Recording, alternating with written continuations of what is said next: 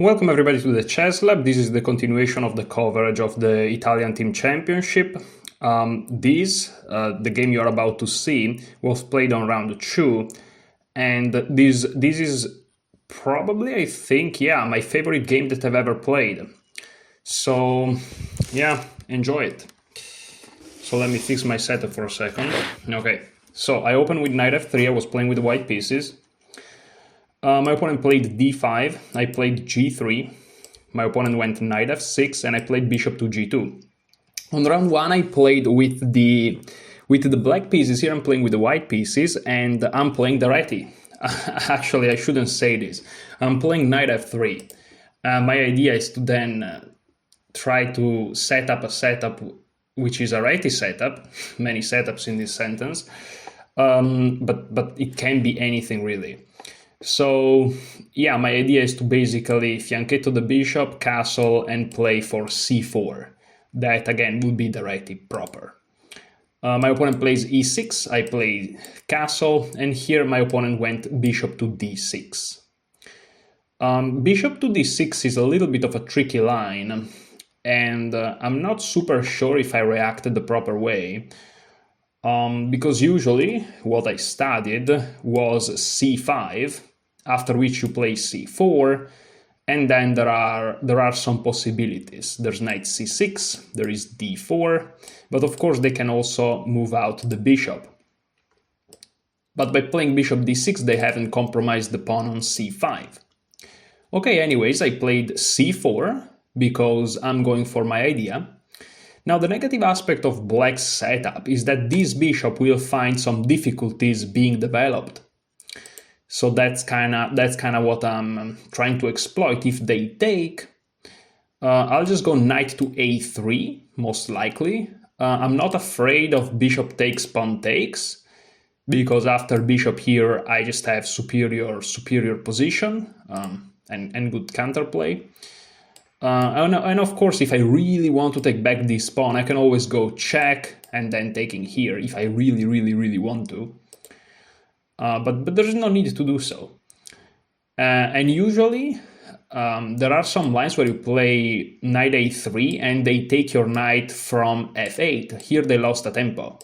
So, I'm not concerned about black taking here my pawn at all. Not to mention, after they take, in the future, if I ever go e4, I'm threatening e5, whereas here going e4 is much harder. So again, bottom line, I'm not concerned about d takes c4. Also, main thing that I should have said it immediately, but I forgot. The main thing is it opens up this bishop, right? So my opponent plays c6. Now, here is what's going on, because again, chess, you play chess move by move, Bobby Fischer style, but also you play the situation, right? So psychology, Fischer said, I don't believe in psychology, I believe in good moves. This is of course true, but Bobby Fischer was Bobby Fischer. I believe in both. So what's going on in this game? I need to give you some context. My opponent, as you can see from his rating, is much lower rated. This is a team championship, and so basically he wants to draw.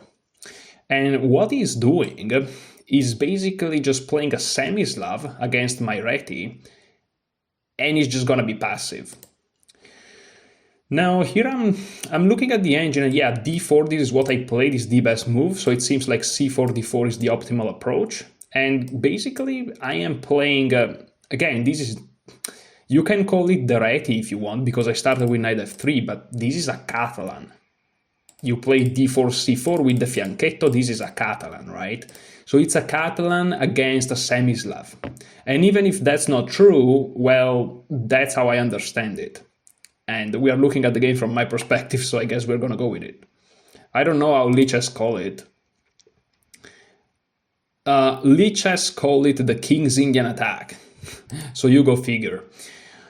Black castled, and perhaps here is where I could have find some sort of a better setup with knight b to d2. Perhaps that's the most optimal way of playing.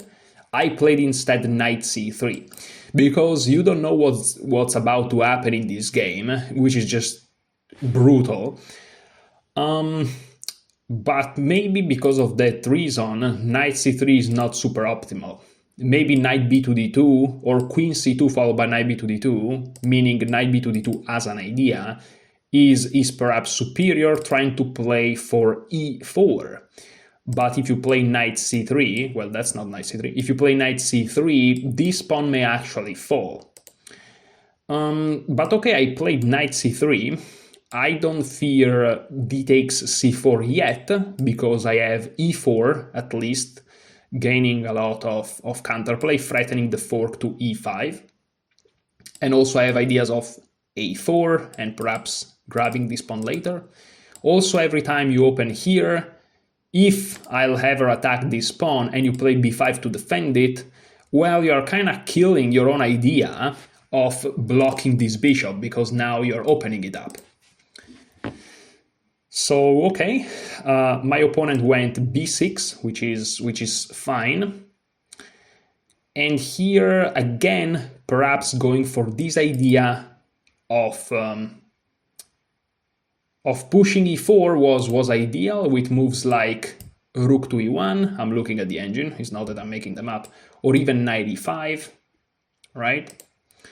Which of course opens up this bishop. Instead, I played it more positional, more classical approach, let's say, and I went bishop to g5. I'm surprised by this move, because it has been a couple of days already, and between this game and now there are 3 big games, so I don't really remember everything. But yeah, bishop g5, looking at it right now, it's interesting. Okay. I guess my idea was to simply play, well, maybe my idea was to play e4. Yeah, and maybe take e4, threatening the fork. If they take, I have another fork, and every time they take, again, this diagonal is getting weaker. And so that's kind of what I'm going after. And here my opponent played bishop to e7, so as you can see, I'm forcing my opponent to lose some tempi. The issue is that the position for black is extremely solid, and I can't really exploit it. Here I went knight to e5, which is fine. I'm really trying to build some pressure over to this side of the board. My opponent simply played bishop to b7, which, if you look at the engine, is the most precise, you know. Knight b d7, of course, will just lose the game on the spot. Perhaps knight f to d7 is playable, but you have to be careful about how I managed to open up the game here. So bishop b7 is just a good move, defending this pawn. Perhaps now ready to play knight b to d7. And it looks like white is more active and black is behind in development, but it's just behind in development with the pieces, and the center is extremely solid and the king is castled. So there's not really much to be done. And here I tried to be adventurous. Turns out e4, a4, grabbing a lot of space, seems like the engine favorite. I decided to go for queen a4, which again makes it a little bit hard for black to develop, because the pawn will just fall. Is just an attack against the pawn. I'm not threatening it right now because it's defended, but I was just trying to apply some pressure. And this is fine. But again, it's a little bit awkward for my opponent to develop. Again, knight b to d7 is not playable, and this is not playable because, again, I just take. And so what to do? Well, my opponent tried knight f to d7. And this basically tries to relinquish a lot of tension. And that's what happens. Of course I saw this move. I played bishop takes c7. My opponent went queen takes c7. And here, I don't know, it's arguable what I should have done. Perhaps I should have played f4. Maybe that was a little bit more active. The engine is suggesting knight d3 followed by f4. Not knight d3 followed by f4 like in sequence. It's suggesting as first recommendation knight d3 and as second recommendation f4. That's what I mean. But I played knight takes d7. And the reason I played this is because I kind of liked what I saw. And it's not bad, but perhaps is not as incisive as f4, perhaps. I don't know. My opponent went knight takes d7, which is best. Queen takes d7 is an option that I was looking at, and I'm not super sure what I would have played. But maybe I would have just kept it positional. The engine is suggesting rook f2 d1, and maybe that's exactly what I would have played. I don't remember what my idea was here. Maybe my idea was to take, which is not great. And after c takes, queen takes, knight takes, perhaps moving a rook here on the c file and try to claim that this bishop is not very active. But in reality is fine. Black is in no danger whatsoever, according to the engine at least. But maybe I kind of like a position like this. Maybe rook f to c1 is a little bit more accurate because you want to step away from this. But after rook f to c8 is just equal, you know, something like knight here.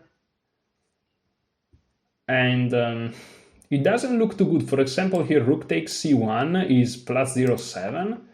So the only move here is rook c6. So yeah, probably my idea was to go for something like this. And as you can see, already in a position like this, black has to be quite precise.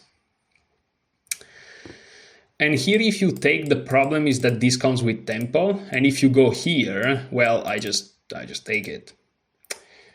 And they're ready to double up, of course. So it's a little bit annoying because I have played, if we go from the beginning, I have played the Semislav here against this white setup and I lost as black. And so it was annoying for me to see that my opponent didn't have the same problems that I had facing this. And as white, I couldn't put that pressure that my opponent did when I was playing with black.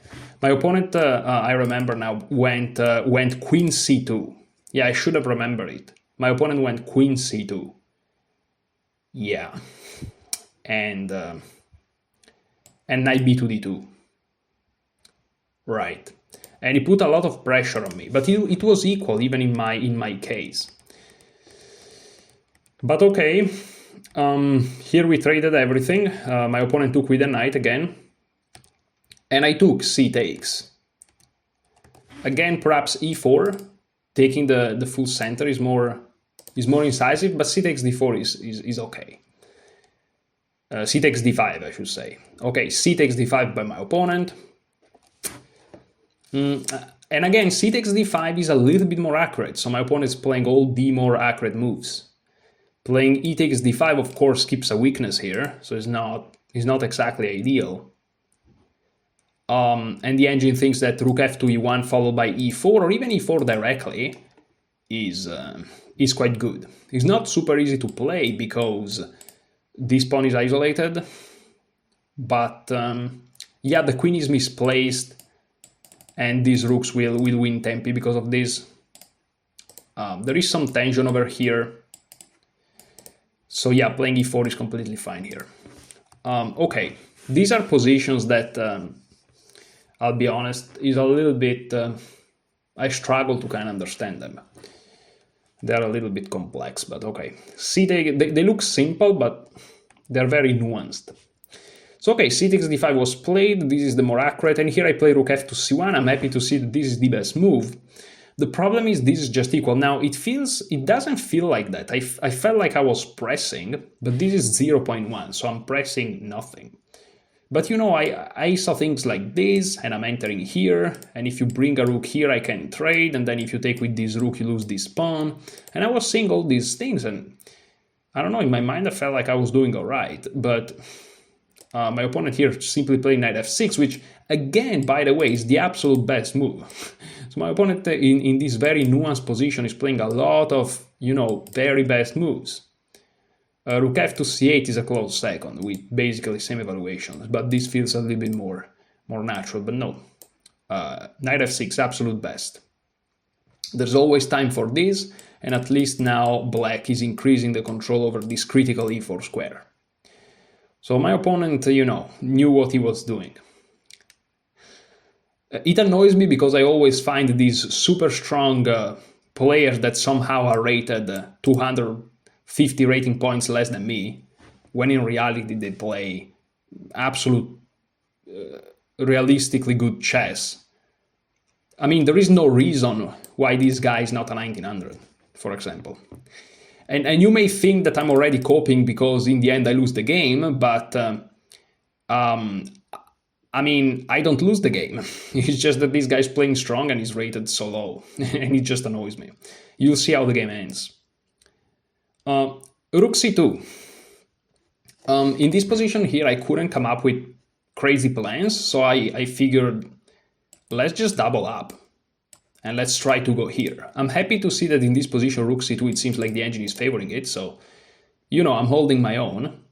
But I'm rated 250 rating points more, so I'm playing moves according to my rating. My opponent is playing moves according to my rating too, except his rating is much lower. That's what I'm saying. So okay, Rook c2. Now knight b5, I don't know why I excluded it. Rook f to c8. Rook takes c8. Bishop takes c8. Rook c1. Why didn't I go for this? I don't know. I think I stopped here and I'm like, there's nothing. But I should have tried Rook c1 perhaps. But maybe I didn't like ideas like a6, which it probably doesn't work. And here if I go here, they take. And if I take their queen, they take mine. There is no checkmate. But also here bishop d7 seems to be enough. And if I play Rook c7 now, bishop takes, attacks the queen, attacks the rook, and after I take the queen, they take my queen. Maybe I saw this. I saw a similar line where I go here, but no, the queen just moves and this bishop is not hanging. So I saw not necessarily the exact same variations to this, but I saw similar. No, I think that after knight b5 I saw a6 actually. Oh yeah, I saw a6, which is the second best move according to the engine. And here I can't play this because they just take, and if I go here, they have here or here, if I'm not mistaken. The engine is saying queen d6, and then the rook gets trapped, which is also something that I saw. But even without this... No, actually, yeah, this doesn't work because I take, and it does work because they take here, and this will be -1. And I saw that that wasn't good, but I also saw queen d6. So yeah, these are the lines that I didn't like. And of course, if I can't play rook c7 after knight b5 and a6, I mean, here the best move is knight c7, but I stopped there because after rook a to c8, I didn't knew how to continue, and it didn't make sense to me. Because if I take here, there may be this. It turns out that after taking here, which is the only move, by the way, there is not rook here because of queen here, I guess. And after they take, I take back. However, here they can play both rook takes c1 followed by bishop takes a6 or even bishop takes a6 immediately. And after I take, they have to take,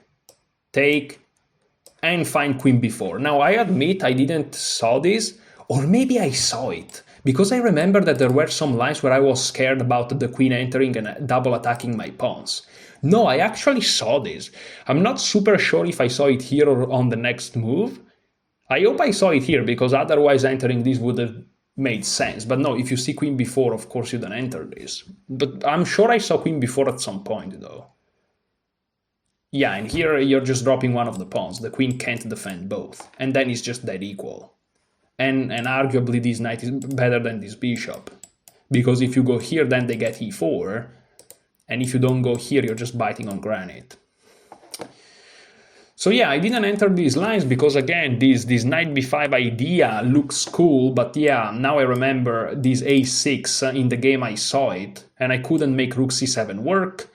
And after this and this, to be honest, I didn't really trust myself to take here, because after here, I didn't really saw queen b4.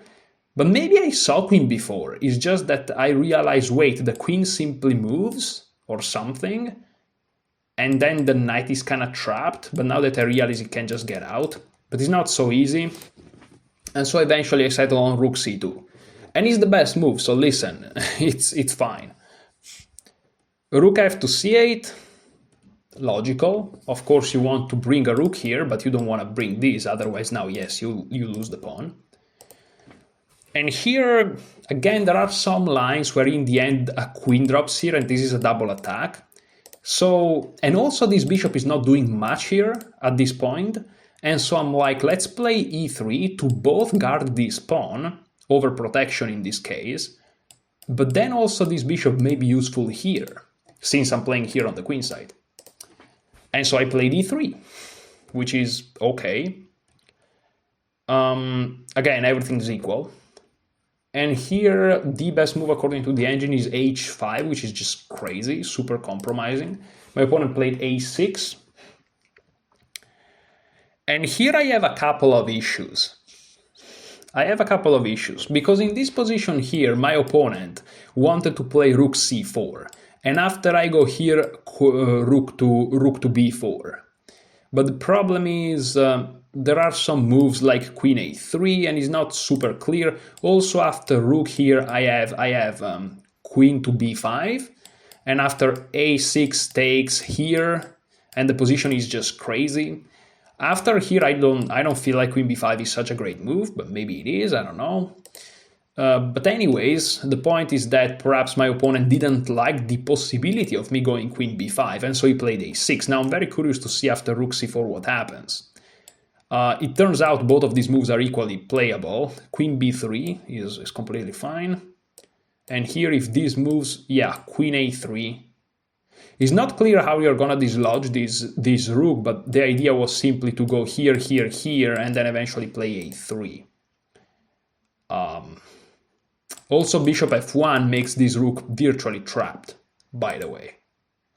And here already you have to find only moves, a5, rook a to c1, for example, a5, rook a to c1. If you play, let's say, this move here, well, then all of a sudden knight takes d5, a move I didn't see.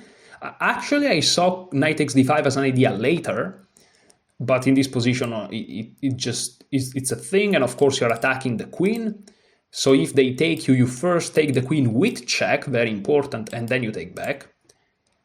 And if they just take with the pawn, let's say, trying to keep the bishop closed, well, you're gaining back the piece with interests, because you want that central pawn, and now they're also all cramped. Here you can even take this in the end, and it's just over. This is pinned, this is active. They're down a pawn. They're down 2 pawns actually, because you just won on d5 too, and this is plus 5.7. This is plus 6. So if they played rook c4 after queen b3, they may find themselves in trouble. So they played a6. And here I played queen b3, because now I don't want rook c4 to come with tempo. Rook a to c1 is completely fine too, but queen b3 is also fine. Now if they play rook to c4, before playing bishop f1, which still allows with this rook b4, after rook c4 I may play a3, which prevents rook b4, then I go bishop f1, and then they have to go back, but I want a tempo, because I want to play bishop f1 anyways. Okay, here my opponent went knight d7. I indeed played rook a to c1. And here there are some tactics. My opponent played g6, which is the best move. So again, in these critical positions, he's finding the best, most important moves. If I was playing black here, I don't think I would have played g6. I would have probably played something compromising, perhaps running into a tactic. And I would have made that mistake when I was even a 1900. So this guy is playing really well for his rating. He's not playing like ultra insane. He's just navigating a passive position. But in my opinion, he's playing at a 1900 level at least. So he plays g6. If you play rook to c7, for example, which may seem logical because you're trying to double up, now you're getting hit with knight takes d5 potentially. It's not so obvious. It's playable knight takes d5 here. I'll just show you as an idea, because the problem is, of course, the bishop can take, hitting the queen. But of course, this is, let's say that this possibility, just for explaining to you the tactic, let's say that this is not an option, which of course it is, and that's why black is not losing here. But here you are forking these two pieces, and if they take you, you win the rook. That's the point. Now in this specific position, the only move to survive is indeed bishop takes, and here rook takes c7. You would have to sacrifice your queen. Bishop takes b3, bishop takes a8, bishop takes a2. The position is crazy. You can't really go here, I guess, for some reasons, to hit this knight. What's the reason? Queen b4, bishop takes d7, g6 now, and this is just equal. This is equal. Crazy, crazy equal position. And here you have to find e5, otherwise you're dead. From the distance you have to see all this, d takes e5, so it's a little bit crazy. But okay, rook c7 was not played, my opponent went g6. And here again, I decided to go a3, because now I was okay, there are some lines where queen b4 is a thing, let's really prevent it. Because I felt like here I was the one with an advantageous position, because I was thinking, okay, my rooks are already doubled up on the only open file on the board, and so let me take my time. Now it turns out bishop f1 or h4 are perhaps slightly better moves. I thought about h4, well of course I thought about bishop f1, but I decided to play a3, nothing wrong with that. Queen d8. I'm not super sure what that move does. I'm trying to think about it like right now. Perhaps they want to move this knight, and so they are protecting this pawn. But their next move is going to be rook c7, so... Here I thought about queen to b4. Now let me take the score sheet of that game, I have it here with me, because I'm curious to see how much time I spent, because I think that's important. Okay, so... on move 19, a3 was played after 2 minutes. Okay, no, I just spent 2 minutes, that's good. No, after queen d8, I'm curious to see, yeah. So here I ended up playing a4, and I spent 7 minutes, which is a little bit, it's a little bit, you know, it's a little bit of a time investment if you ask me. I don't remember exactly why I played. Oh yeah, I played a4 because, okay, now my idea changed even again.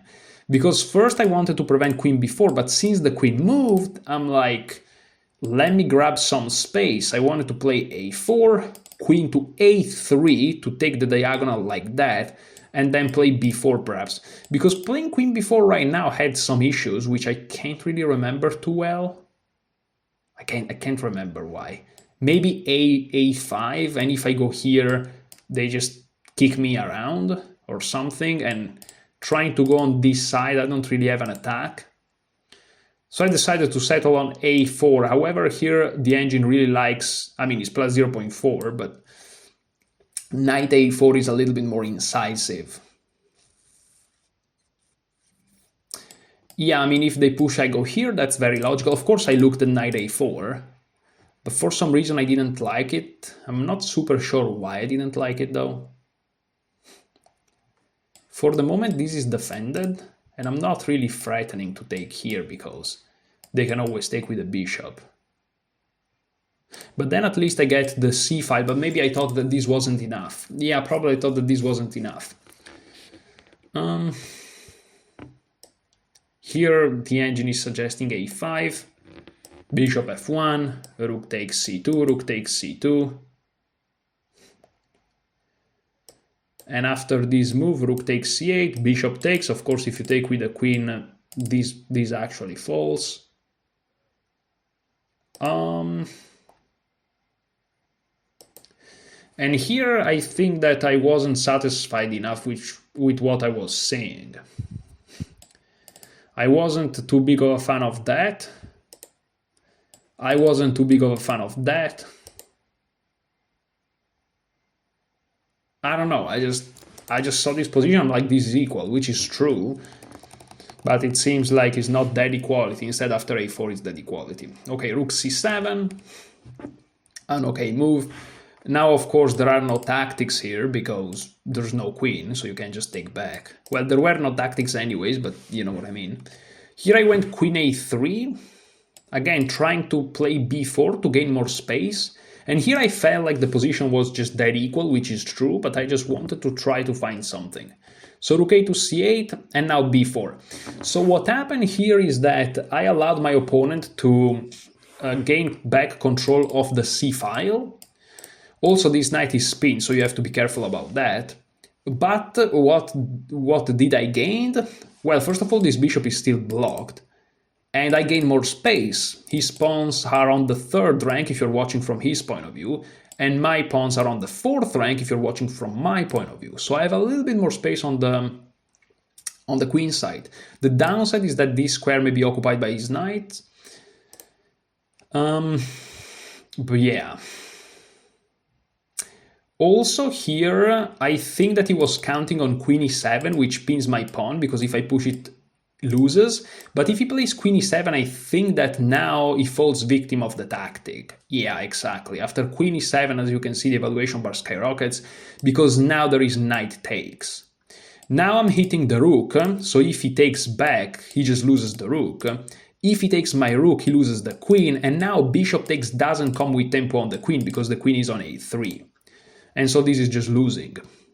Bishop takes d5, according to the engine, is still the best move, but this simply gives up an exchange. And now that I'm up an exchange, super active by the way, all the concept of space advantage and all these things, the weakness of the pawns, now of course they're amplified. And they're real. Okay, but this didn't happen. My opponent of course didn't blunder queen e7. He played king g7 instead. Because there were some tactics where maybe he moves the queen somewhere else. Maybe, yeah, now maybe he wants to play queen f8, for example. It's just a different move. And there were some tactics where I have checks on the king, so he preferred to have the king moved away. However, the engine thinks that after queen g5, perhaps black is gaining some small momentum. In fact, at some point here, the move b4 is not so accurate. The engine starts to slightly minus 0.1 prefer black. The engine thought that queen b3 or bishop f1, again going for this idea, was a little bit more accurate. But the problem is I wanted to play b4 not only to win tempi, but also if things comes to worst, I wanted to play queen b3 to defend the rook, so that this knight is tactically free to move. But I realize now that bishop f1 also prefers bishop d3, which again defends the rook and allows the knight to move. This is something that I noticed, but you know, in some positions where these things get traded, I didn't like the fact that the bishop ends up on c2. I'll rather have the queen on c2, which controls the file. But it's probably relevant. So b4 is not so precise. I mean, the evaluation goes from plus 0.1 to minus 0.1, but again, only if black goes for this queen g5, kind of obscure idea, if you ask me, to be honest.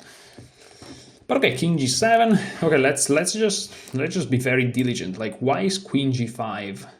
Okay, and now the engine is saying 0. Okay, so with the best move according to the engine is still 0. Okay, so it's 0. So king g7, and here I went queen b2, which is a good move. I liked queen b2 because, you know, you're looking at this king, and now this rook is defended. So again, this idea of moving the knight is available. and you're guarding this pawn, like from a3, but you know, you're also doing other things. And this pawn, you're not guarding it with the queen, but is nicely defended by the knight. And maybe you push, maybe you don't. Again, problems, like every time you push, the opponent can push you back and close the queen side. And then if we trade everything here on the queen side, nothing happens. Again, I was trying to desperately find a way to put some pressure, but I couldn't. In my mind, you know, we both have the c file, but I have more space. I should have something, but there's just nothing. I felt like my prospect with the bishop was superior to his, that is just deadly locked down. It turns out none of that is real. The engine is actually suggesting a5, which looks unbelievably scary from the black side, but turns out it's completely fine. I'm not gonna go into it too much because my opponent played knight f6 instead, which is a completely fine move, perfectly playable. And here again, bishop f1. I really had to reroute my bishop. Instead, I prefer to play queen to b3, which I admit I struggle to explain. Like, the reason why I played queen b3 rather than bishop f1 is really obscure to me. Maybe it's because I was starting to get slightly low on time. Yeah, here I was around 19 minutes. And, you know, after bishop f1, maybe I was afraid of something like knight here, queen here, which is, of course, completely irrational. But yeah, I just play queen b3. They can play knight g4 anyways, but maybe there I wanted to play bishop to f3. I don't know. But h3 is always okay. So now my opponent plays queen e7, which is fine. Now finally I played bishop f1. So I did it in the end. I did it. Okay, I just did it the next move. Great. And here my opponent found a nice rerouting of the pieces, which is to go to c4, so he played knight e8. I played bishop to d3, which I'm not super sure is the most accurate move. The engine here starts to, yeah, it's between equal and minus 0.1. Perhaps more accurate was knight a2 to finally trade all these pawns, or playing b5 and allowing the queen side to be closed. But knight to a2 will be like equality. Instead, after bishop to d3, my opponent played knight d6, and I started to realize, wait a second, am I okay? Because my opponent is gonna get to c4, and if I take, he's gonna have a protected passed pawn. This is no joking around. And so I started to be a little bit concerned, and in the end I decided to play knight to b1. And here I had to calculate quite a bit. I don't remember how much time I spent, but on knight b1 I spent 7 minutes. I had 16 minutes. So after I played bishop f1, I had 18 minutes. And then now after bishop d3 I had 16 minutes. And now after knight b1 I had 9 minutes. And my position is slightly worse. Better was for some reasons to play either h4 or h3. Don't ask me why, because I have no idea. Like, genuinely have no clue. And wait for black to play knight to c4 and then play b5. And the reason is, once you take, they can never protect the pawn. So they'll have, yeah, a passed pawn, but it's an isolated passed pawn, at least. I think that's the idea, I'm not even sure. Anyways, after knight b1, they could have played rook takes c2, rook takes c2, knight c4, which apparently grants a very minute advantage. So let's see, rook takes c2, rook takes c2, knight c4, knight to d2, let's say. And here e5, which is a move that, well, that's very surprising move to say the least. Yeah, e5, the engine is giving e5, but also b5 could have been played, but then I would have just played knight f3, just ignoring the knight, no big deal. But it seems like e5 was really like the best. But this is extremely scary to play. Wow, that's very scary. So d takes, for example. Knight takes, I'm following the engine line, I'm a little bit confused though. rook takes, queen takes. What happens if I play this? Oh, there is some checks here, and then if I move up, there is a discovery here. Okay, so I can see that some problems may start to arise. So bishop f1 will be the best move here. And now rook c1. But okay, here you can go rook d1 and is equal. But then rook c3, and okay, basically no, now that the engine, because the engine was giving minus 0.2 or minus 0.3 on a relatively lower depth, it's still lower depth, but it's some moves later, after the best moves, and it's giving it equal. So okay, the engine is just seeing some activity from black, but it's just equal. So after knight d1 is still equal. But my opponent, instead of going for the most testing rook takes c2, which forces me to find some precise moves later on, preferred queen d7. These allow me though to consolidate. I played knight d2, which is fine. Rook takes, rook takes, rook takes, and queen takes. Now at some point he offered me the draw, but I refused. I think it was here perhaps, but I refused. I just played queen b2. Because again, remember, it's a team competition and my team was losing. So if we draw, we lose. And if I win, we draw the match. So it's a little bit tricky, but yeah, if I draw, we lose, and if I win, we draw. So now I want to absolutely win to save my team from losing, and so at least we escape with a draw as a match, as a team result, you know. So but there's nothing to be done here. There's nothing to be done, and also on move 31, which is the move we are right now. I have 3 minutes and my opponent has 23. So here my opponent attacks this pawn. And here I figure, okay, let's attack his own pawn. And if he takes, at least he's giving me some, you know, some targets here to play for. And also this square. However, even if he pushes, he's giving me this square. Because he's gonna get this square, I want at least this square. And this is what happens. He plays b5. Now it turns out this is not a good move. This is not a good move. It turns out b takes, and simply queen a4 going after those pawns is just better. Just be active. Just be active. This bishop, by the way, is not hanging because the knight defends it. Just to be clear. Also, there are some tactics here. If you move with the knight, you take here. And if you stop with the bishop, you take the knight. So pieces are never hanging for black. It's not necessarily the easiest thing to see, but okay, my opponent quickly played b5 because, again, with this mindset of drawing, he was like, let's close things down. But then this bishop, it's kind of the worst piece I've ever seen, if that makes sense. But again, the more you fix the structure, and the more it doesn't matter. Now here I played knight to b3. Turns out queen a1 is the absolute best move.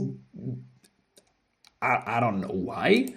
Maybe just sidestep this and keeps the knight flexible. Maybe they want to go here. Instead, if you play knight b3, the knight is already here. I don't know. But okay. Knight to b3 to go here. My opponent played f6, which is a move that I don't understand. I just don't understand it. But okay, the other best move according to the engine is e5, which is just insanity in its purest form. f6 is the second best move. But now after knight c5, it seems like white actually has a decent edge. It seems like I have a decent edge. Knight c4. And here, unfortunately, I'm too tired and too weak to understand why queen c3 or even queen c1, which the engine is giving now, is +1. I don't understand it. I think it has to be with the fact that this bishop is absolutely dead. But anyways, I played queen e2, and after bishop c8, trying to guard everything here and kind of control this knight, I played h4.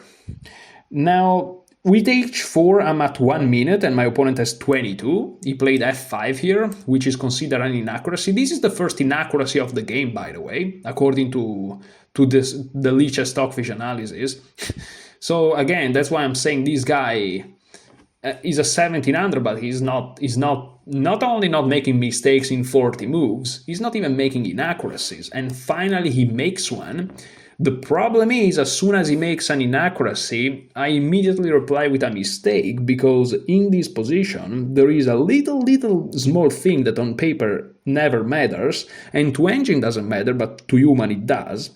And oh boy, if it does, which is I didn't have time. I had 33 seconds. I played f4, which is what I played, with 35 seconds. I don't know if that's a 3 or a 5. The first number is a 3 for sure.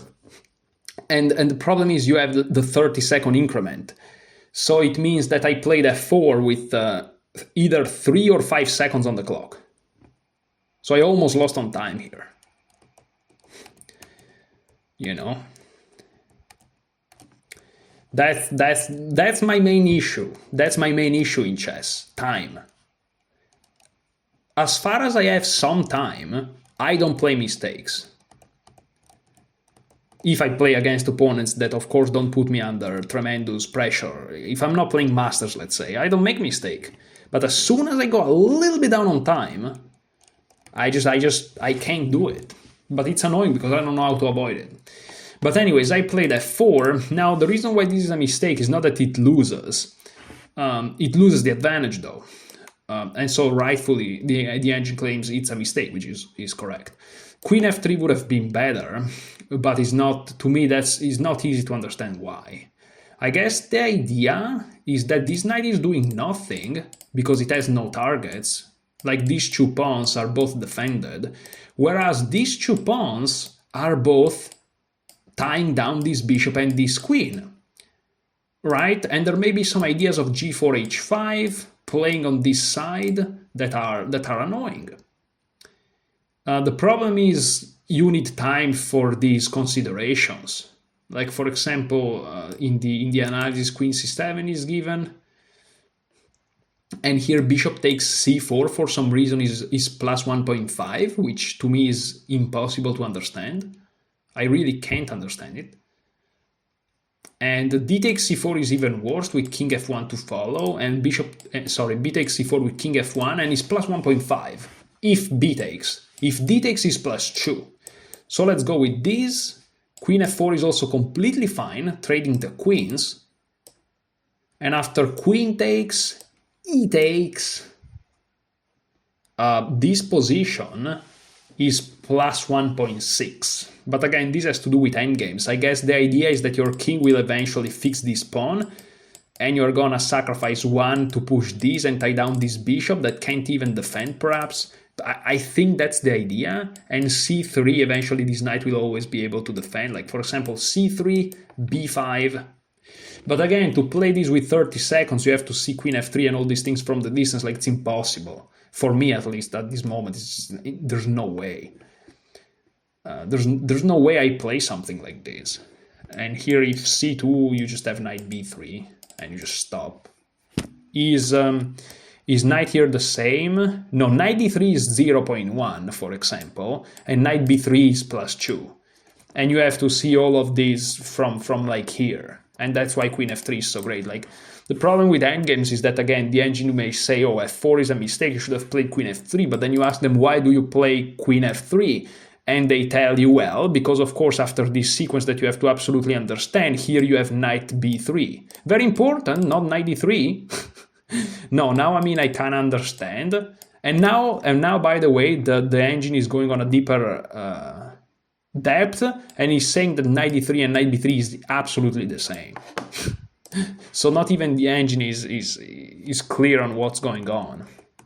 You need the fact that in endgames like this you need a deeper engine than the one running on Lichess. I mean, it's Stockfish 17, but you needed like big depth. That's scary. So okay, I played f4 because, again, when you have 30 seconds, you see ghosts, you see ideas like e5, and maybe they are the one attacking you. It's completely irrational, but You just want to play it safe. You know, there are ideas of e5 if you take like this, because, for example, e5, if you take like this, they may take here, and then this knight hangs, and maybe they have a passed pawn. You start to see ghosts, so I'm like, let's play f4. And okay. My opponent played h5, and it closed everything down. And when he played h5, I felt terribly. First of all, because I had no time. In fact, I'm not indicating the time anymore. And I just started to move fast. Remember, my team was losing unless I win. And this is a dead equal position with everything closed, and I have no time, and my opponent has 20 minutes. Like, it's such a bad situation. Also, my opponent did something that is not very nice. I really dislike this. He miswrote his moves, and sometimes it happens. And when it happens, you usually ask your opponent if you can see their sheet to write down the moves correctly. The problem is he asked me to do it in my time, and I had 38 seconds, and I was like in insane stress, and he interrupts my thinking process when I have 30 seconds asking me if he can see the moves. And of course I said no. It's just, that's not nice, but okay. He told me after the game that he didn't realize that I didn't have that little time, but I don't know. I really dislike that. But anyways, let's move on. So queen d6 I played. And here, queen to c2. Again, here I'm just shuffling around. King f7, queen c3, queen c6. I have some ideas, like I'm trying to make certain things work. For example, now I go bishop e2. I'm trying to line things up here so that I can play, for example, something like knight d3. And if they play, for example, king f6, that would be a little bit weird, because after knight e5, if they take, I take, we check, and then the queen hangs. I'm trying to make things up. He plays queen d6, now I go knight d3. He plays bishop to d7, now I go knight e5 check. And here he takes with the knight. He can't just move the king, by the way, and it's 0-0-0 forever, but he takes. And here I started to have some hope, because after f takes e5, very important, I am creating a path for my king. And if I'm able to get here, maybe there's something. At least I'm tying down his king, at least. And maybe if he goes on the wrong diagonal, maybe I have a sacrifice and something happens. Not really, I mean, it's 0-0, but I'm hoping. He plays queen c6, now I play queen c5, and I'm saying if he takes, I'll have a passed pawn, a protected passed pawn, which again is the bishop is in a close position, the bishop will close it down, but we don't have opposite color bishop, so it's a little bit tricky. And he takes it. And with my always playing with less than 10 seconds, you know, on the 30-second increment, I'm playing on increment. Now, of course, taking like this is completely fine, but it's crazy because you see this, you're scared, so I took like this, which is best, but of course. And I'm like, okay, he's never gonna get to this pawn, that I realize he's never gonna get to those pawns because it's the wrong bishop, but hey, I'll go here, maybe I'll go here, and maybe there's gonna be some sacrifices, and I was dreaming, but of course there's nothing. So he played bishop c6, I played king f3, he played king g7, I played king f4, and here he played king h6, and this is when I realized that I would have never won this game, because I can't never access. I just realized that this bishop will never be able to see this square, ever, and so he can't just go back. And I never, ever have c6, because he just takes it. I realized that. And I was very saddened by it. And there is one other idea, which is, if you go with your king here, and they play here, you can sacrifice this pawn. And after they take, you can slowly go in and gobble all the pawns and win. The problem is, as soon as my king leaves this square, they can just go back and forth with the king. Because if my king stays here, they want to prevent me from playing king g5, so their king is stuck. And so that's why they have to go back and forth with the bishop. But as soon as my king wants to go here to have that tactic, they can just leave the bishop here on c6 and go back and forth with the king because I don't have king g5 anymore. And so no matter what I do, I managed to realize this with like 30 seconds. No matter what I do, it's that equal forever. And by the way, after I played this, you're maybe wondering what happened if d4 happens. But if d4 happens, it's not a big deal because I just play king f4 and all of a sudden this pawn is hanging. And if you push it, I just take it and thank you for the pawn. And if you take here, I just take it back. And now I have a little bit more... Oh no, now my idea was to play bishop f3, yeah. I realized this, yeah. And now as you can see, my bishop is looking at this square. And now with my king, I'll go here. And the problem is you have to stay defend this pawn, but this will win. It's as simple as that. So that will be completely winning. And I'm happy because I realized this. And so I confidently play king f3. And that was a very nice touch. With 30 seconds, all these things that I'm telling you right now, all these explanations, all these maneuvers, I realized with playing 30 seconds a move. So king g7, king f4, king h6, I play bishop d3, and also something that my opponent said at some point, he said it, he said it to himself perhaps, but he still said it because again, his team was winning if we draw, and he said, there's nothing to be done here anymore, you know? And I replied with, now we see if there's nothing more to be done here, you know? Like this guy is asking me to see the sheet of the moves during my time when I have 38 seconds. He's kind of provoking me, you know what I mean? So that was quite annoying, but in a way I enjoyed it because it makes the fight even more fiery, if that makes sense. And so, okay, he said there's nothing more to be done around here, I think. Around here, yeah. And here I said, let's see if there's nothing more to be done. And I play bishop c2. And then he played bishop c6, and I play bishop b3. And then he played bishop to d7. And here I'm like, I have to go for it. I am... what is this? We are 57 minutes into this video, so nobody's here. I'm talking alone. But if there's somebody here...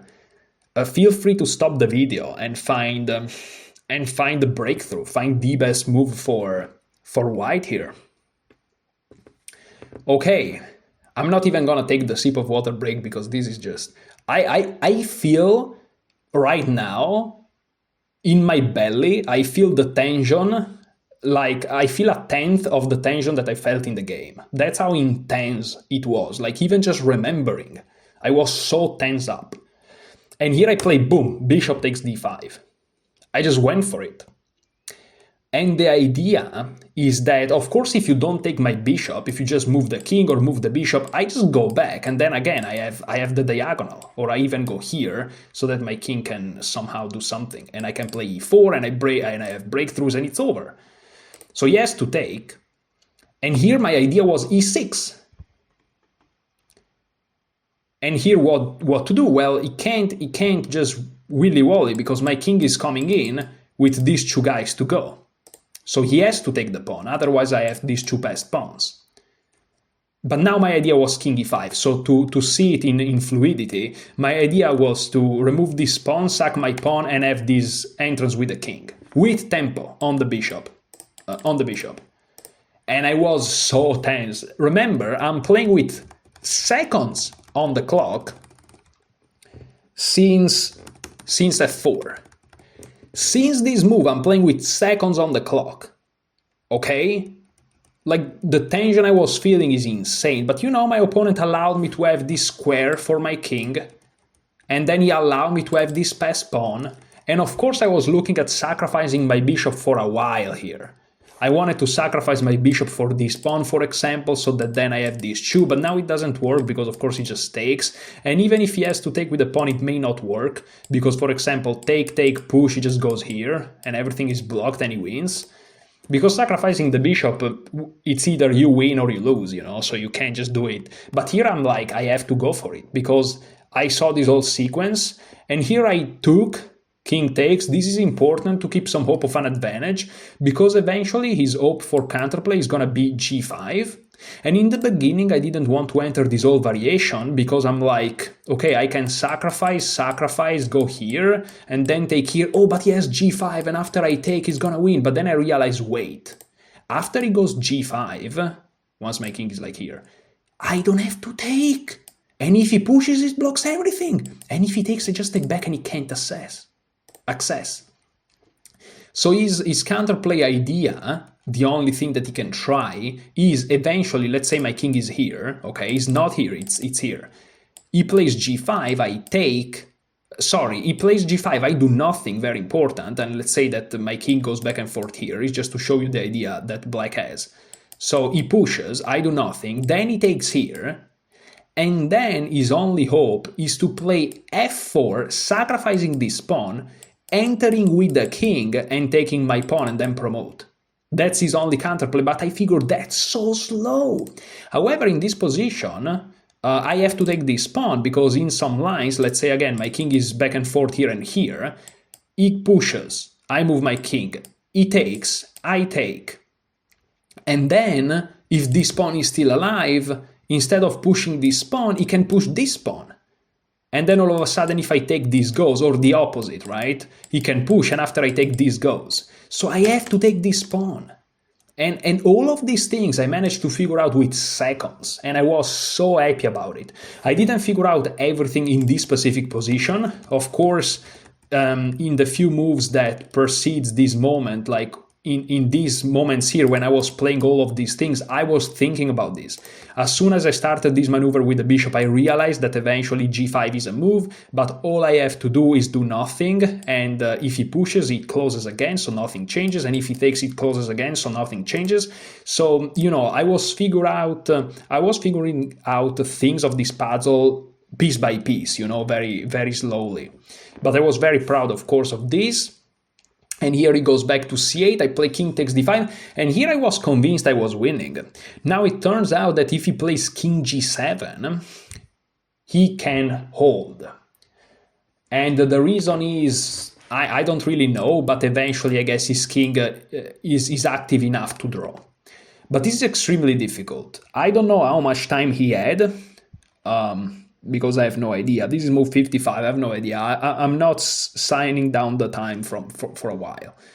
By the way, if you've never played over the board chess, you don't have to write down the time, you only have to write down the moves. But I like to also write down the time for myself, so I'm not doing anything illegal, just to be clear. If anything, writing down the time make you lose time, but if you want to do it, and I want to do it usually, not if I have 30 seconds. But here, look at the evaluation bar. He has to play king g7, but he's very tense, and now he's also down on time. I think he's about at 5 minutes or something. But I mean, I've been at 30 seconds for 20 minutes. And he plays g5. And this is losing. Again, if he plays king g7, the best move is king c6. The thing is, this saves black somehow. Don't ask me how. Instead, g5, again, the best move is just king c6, because we have established that whatever he does is not enough. Except here, yeah, this is just not enough counterplay for black, and so he loses. So going here and completely ignoring this side of the board, which is irrelevant, is what he's supposed to do. But okay, this is very complex stuff. So he played g5. I play king c6. He captured. Well, now, of course, I have to capture because he's threatening to simply push or take and push. So I took, and here he played king g6. The problem is that this is just too slow. It doesn't matter if he starts with f4, king g6. It doesn't matter. It's just too slow. So he goes here. Here I play king c7 first. Well, of course I have to play king c7, because if I play king to b6, well, this bishop is defending the pawn. So you have to force the bishop away. And after the bishop goes away, now you play king b7. And now he doesn't have this. So you will win this pawn, and then you'll have two connected passed pawn. Again, the only thing is, will he manage to defend this pawn? To take this pawn and promote this enough fast? Well, I intuitively, when I played this bishop takes, intuitively, I answered this question with no. but I wasn't sure. I didn't calculate. Bro, I had 30 seconds. I just saw the ideas. But I figured it was too slow for the Black King. Because again, I'm winning too many tempi with that bishop. You know, I want a tempo. When I enter with the king, I want a tempo on the bishop. And even here, I'm winning a tempo on the bishop. So I figured that I'm winning too many tempi. And so I just trusted my instinct. And I was right. This is +7. So yeah, king b7. Now he plays f4. He takes f4. He plays king f5. I captured. And there's nothing to be done. Even if he checks me, I just move. And then I can move, and then go here. And there's nothing to be done. I can take, promote, and I'll be in time, because it seems a lot of tempi for me, but he's also down on tempi tremendously. So king g4. And here, of course, well, the engine thing is that king takes b5 is playable, but I just play king b7. And now I'm just gonna do this, and there's nothing he can do to stop me. Every time he checks me on this diagonal, I have f3. Sorry, I have c6. f3 would be if I was black. He took, but again, he's too slow. a6, king g4. Again, every time he checks me, I just block. And h4, e8 equals queen. He tried to promote his pawn. He's not even for one move. Is for two, because if he played h2 now, it would have been for one move, and it would have been super cool, but no, he's for two moves. But maybe check here, maybe he's for one move, but I don't think so, because even there I can't do this. He promotes, doom, and I just do this, and he has to give up the bishop, but then I take the pawn. So even if it was for just one move, I think I would have won anyways. But here I play king c7. And here, you know, I played extremely fast these moves, of course. And so I accumulated 30 seconds, spending like 3 seconds. So I accumulated a couple of minutes. So here I had a couple of minutes. And after h3, I took my time. I played king to c7, which in my opinion is a very nice move, because it just opens up the queen like that. And it prevents black from checking me on this diagonal. So I like the fact that I still was precise. And here, perhaps there are some more precise attempts like king g3, but after queen h1 there's nothing to be done. Again, the queen is controlling the bishop, but maybe more practical things could have been tried. But my opponent played h2, and after queen to g2 check, this is simply a fork, and he's gonna lose the pawn 100% on the next move. He resigned the game. And so on move 67, after I don't know how many hours, probably 4 hours or something of play, I won the game, and I saved my team, and I was super happy. This is perhaps my favorite game of all. And yeah, now let me tell you something about this game, because it's not over. Let me show you the accuracy of this game. Well, let's go on the last position, because it's cool. Let me show you here. So you should be able to see this. I am the guy that made the one error.